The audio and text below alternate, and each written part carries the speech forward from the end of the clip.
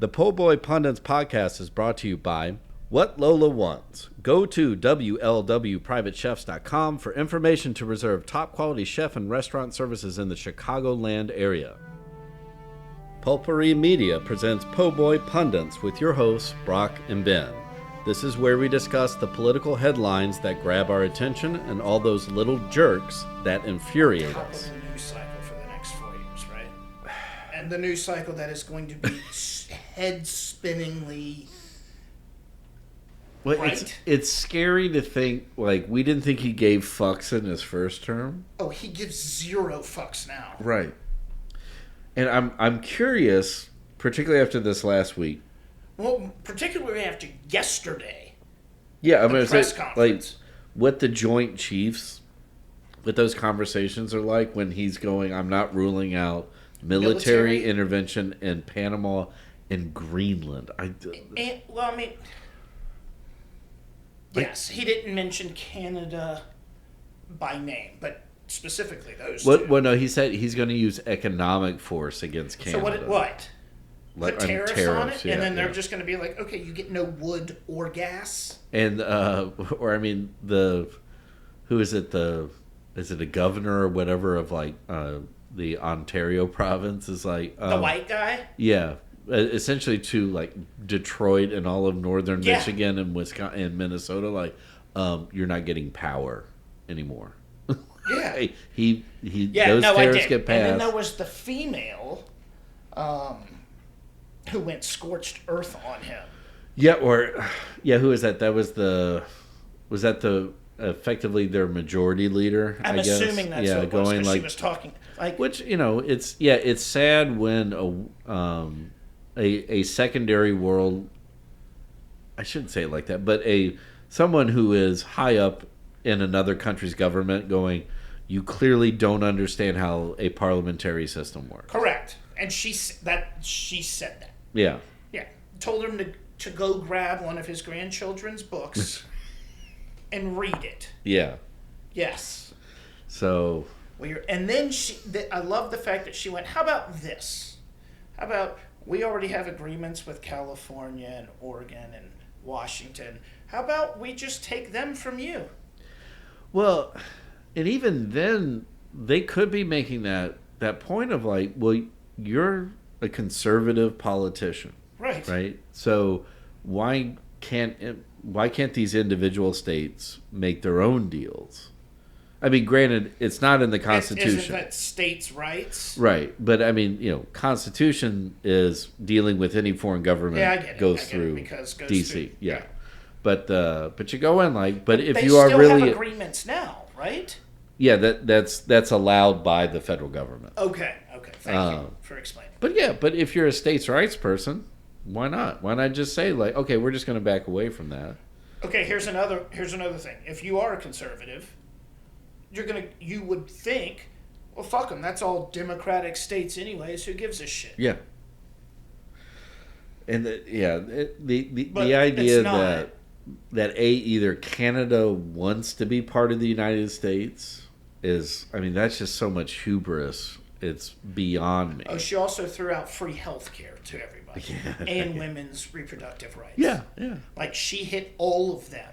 And they don't, Trump doesn't understand, even their conservative wing is more, middle of the road Democrat here. So you're not dealing with, a bunch of, thirsty fucking people. No. They have more freedom than we do. Right. And then it makes no sense. I love that she clapped back at him. I love that it seems like so far, and again, he hasn't been elected, but any country that he's calling out, they're just clapping back at him and being like, nah, dog. Well, because nobody of any merit is supporting Donald Trump. Right. It's not like you have, well, and even too, if there was somebody, I mean, you got... Other than Elon Musk. Yeah, which is And the rest of the... As we're going to talk about, he's becoming a pariah around the world. The world. A lot of the world leaders that kind of acquiesced to Trump when he got elected. Right, they treated him with kid gloves and he didn't know what he was doing, so if you just keep him in the corner, whatever. A lot of those people are gone. Right. Like, not just Trudeau. Like, you have. I mean, they got a completely new government in Germany. Right. And they're already calling him out, and Musk. France is in the middle of trying to retool their shit. Have they had their elections yet? I don't know if they've had their parliamentary vote yet. That's what I meant. But they're also still trying to get Macron out. So and Trudeau. Well, we'll get to that. Right. Yeah. And then, but you're right. Like brand new. I mean, and even before that, you had a new prime minister in Germany. But and not that the prime minister in England has been a pro-Trump person, but there's even people there going like, "You're not hard enough on this shit, so we need to." You need a new prime minister. Like that shit was coming out after the election, right? Yeah, with calling and congratulating, and that who knows is some British argument, right? Yeah, probably it doesn't matter. But and then Norway, the Norwegians, they own Greenland. No. Oh, wait. The Danes do. That's what I meant. The Danish. Yeah. So the Scandinavians in my head. They're just all. Well, yeah. I mean, they're all ancestrally related. Correct. Well, that's. Yeah. You want to wake up? You want to stir the pot with fucking Vikings? No, he does. No. Like what the? And everybody has already come out and been like, they're also part of NATO. Right. So we would either. Yeah, I would say that. Yeah, if we invaded Greenland, then we would then be out of NATO completely. Correct, and that would be an act of war against NATO. NATO. Exactly. Which also includes Canada, I believe, as well, right? Yeah, absolutely. Yeah. So we just. So then we're on the other side. We're part of the axis of evil. Correct. Yeah. And it's not like Mexico is coming to our aid. Fuck no, she's trying to figure out how to be a female Mexican Jewish leader right. in Mexico. Yeah. And deal with this fucking sack of shit. Who's not even president yet. No. Okay, I know he's president-elect, so he can hold these press conferences and whatever. He was certified Monday, yay. There wasn't a insurrection Monday, was there? No. Okay, I was just making sure. Just checking. Speaking of, did you see when Kamala was swearing in that one senator?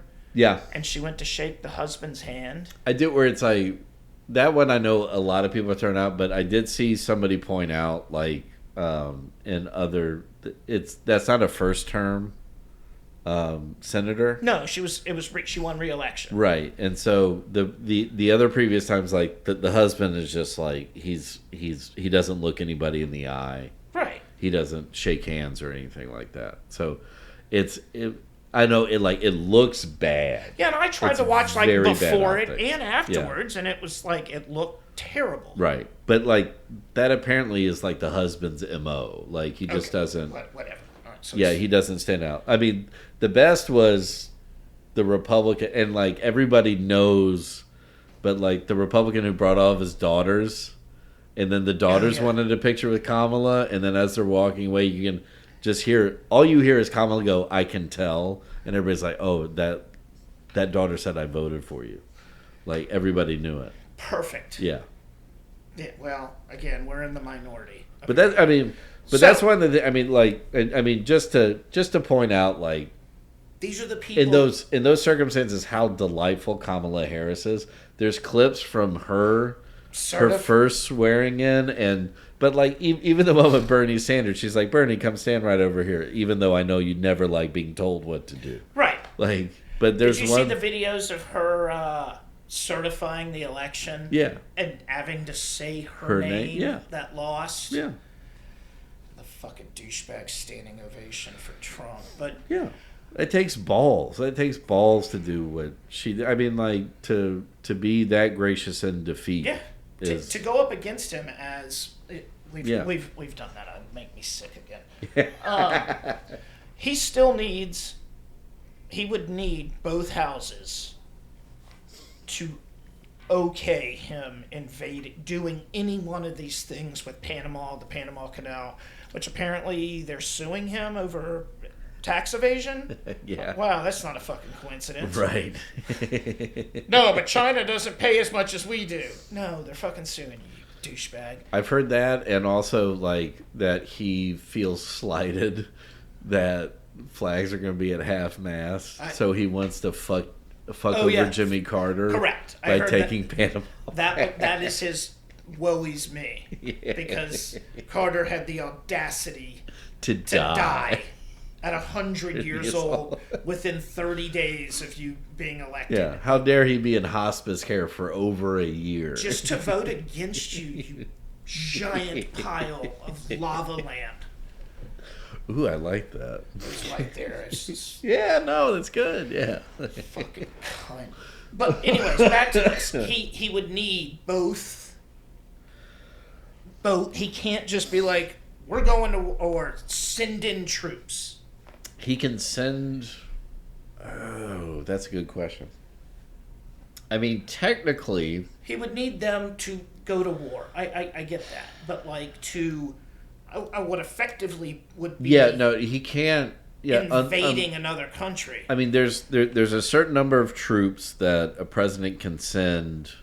Say if it's in the nation's interests. Like, you know, so if a country, a humanitarian crisis, or there was something going on, or if Ukraine was like, we really need your help, the president could send over a small number of attachment of the military to help. Right. Anything other than that, he would need approval. Correct.